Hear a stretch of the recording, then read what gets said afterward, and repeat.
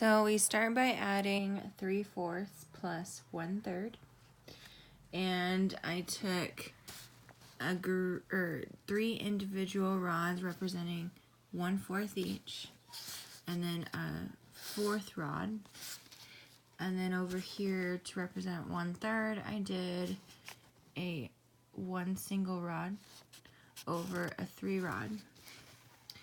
And so I built a train to find the common denominator, and it took 3 4 rods and 4 3 rods to equal 12, where they stopped and they aligned.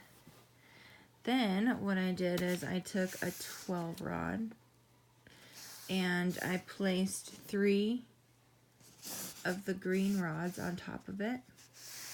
So 3/4 changed to 9/12. And then down here I took my 4 pink rods and I placed 4 individual orange ones on top of it to represent 4/12.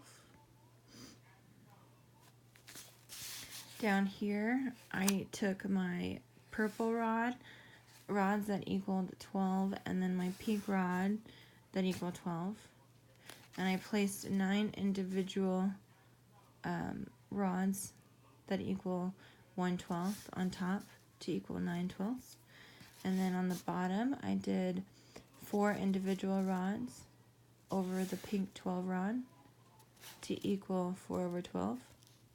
And then over here I combined the 9 and the 4, and when we got 9 plus 4 equals 13, so I put my 12 individual rods until they aligned with the 12 rod, and then I had 1 left over, so my answer was 1 and 1/12. Then for B, 5/6 divided by 1/2, I took 5 individual 1/6 rods, and then I took 2 half rods, and they both equal 1, or 6/6.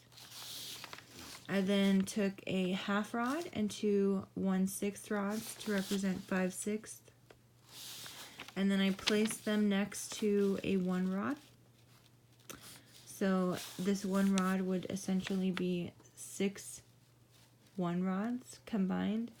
So then I put my 5 1/6 rods underneath, and then next to it I put my 1/2 and 2 1/6. And then over here, I noticed I was trying to check and see how many actual individual rods are in a 1/2 rod, and there are 3 in a 1/2. Therefore, 1 rod equals 1/3 plus 1/3. So my answer ended up being 1 and 1/3. Then I did 3/4 minus 1/3. I took, to create 3/4, I did a 3 unit rod over a 4 unit rod. To show my 1/3, I did a 1 unit rod over a 3 unit rod. And then I created a train. So I aligned the 3 unit rods and the 4 unit rods until they aligned on the side, and they were the same length when they were 12 units long. 12 was the common denominator.